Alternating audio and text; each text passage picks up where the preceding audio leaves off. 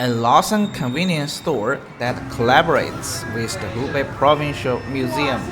This looks quite interesting. Hello everyone. Today I'm going to visit an urban village, also known as Wuhan's Kowloon Walled City, Hua'anli. Kowloon Walled City was a historical slum in Hong Kong that has since disappeared. After British ceded Hong Kong Island, the Qing government built a city in the new territories.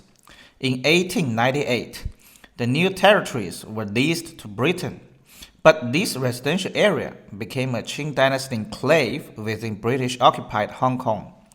It was retained by the Qing dynasty, and with its collapse, neither the Republic of China nor the People's Republic of China effectively governed it.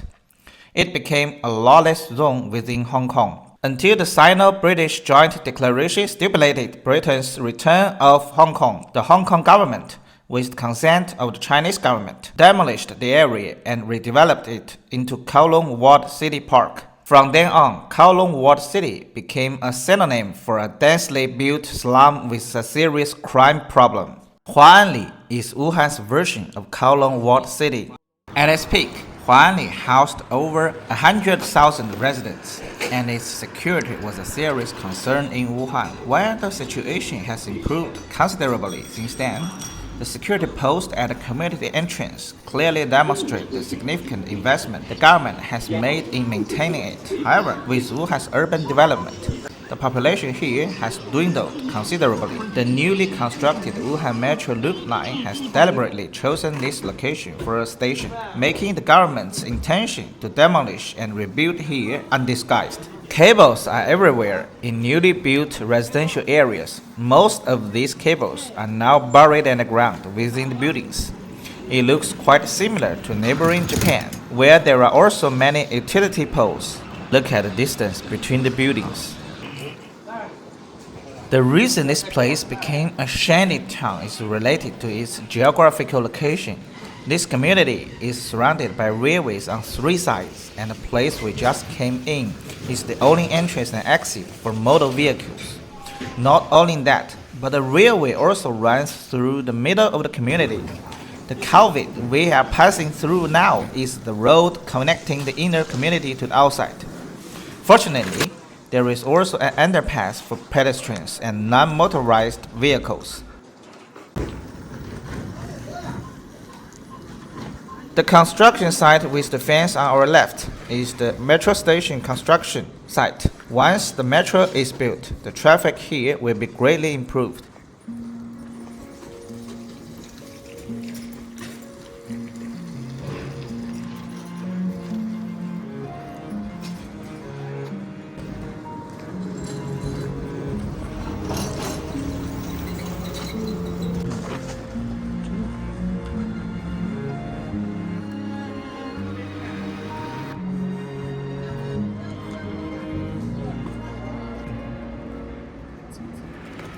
Meanwhile, demolition office slogans are visible everywhere, urging residents to sign the demolition papers as soon as possible.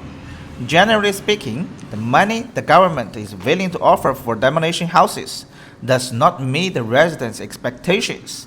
Most people accept this, but a small minority demand exceptionally high compensation, ultimately becoming so-called holdouts. Clearly, the vegetable patch on the right is the site of the foundation of a row of houses that have been demolished. The residents here have turned it into a vegetable patch wherever they could find a spot. It's interesting that Chinese people want to grow vegetables as long as they have a small piece of open space. Many elderly people who have immigrated overseas often turn their gardens and lawns into vegetable patches. I just walked through a muddy patch, and my shoes suddenly felt heavy. The soles were covered in mud, so I quickly found a place to wipe them off. That area was the community's entrance and exit, and it was relatively spacious, but once inside, seeing the distance between the buildings is truly astonishing. Except for the top floor, there's practically no sunlight. Almost none of the buildings here have elevators. They only have very narrow stairwells, making it difficult to fit even slightly larger furniture and appliances. There are still many cars covered with car covers parked here. Many migrant workers bought cars for the sake of faith, but they are reluctant to drive them usually. So they leave them parked for a year, only driving them out when they go back to their hometown for the Spring Festival. The loudspeaker inside was playing the demolition and requisition policy on a loop. It basically said that if you sign now, you will receive an extra bonus. But if you sign late, you won't get it. 请尚未签约的居民抓紧时间，积极配合支持。多机会，分协与配合。华里，城中村改造项征收指挥部，尊敬的居民朋友们，截至目前，华里征收电区已有民众完成电梯已超过华里城中村改造项目征收指挥部。按期签约腾退奖励的截止日期为11月22日，敬请把握机会。本次征收方案已经上级严格审议，并经区委政府研究决议，一经决议不会更改。那年我们究竟说了几遍再见之后再拖延？可惜谁有没有爱过？不是一张激情上面的雄辩。匆匆那年我们一时匆忙撂下难以承受的诺言，只有等别人兑现。不怪那吻痕还没积累成茧，拥抱着冬眠也没能羽化再成仙。不怪这一段情没空反复在排练，是岁月宽容恩赐反悔的时间。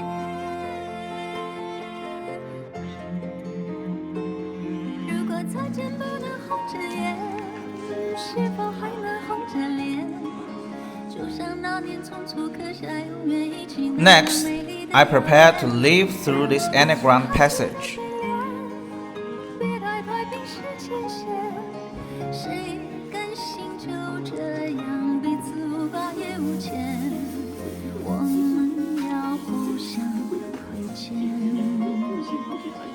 要不然平衡。感谢您的理解与配合。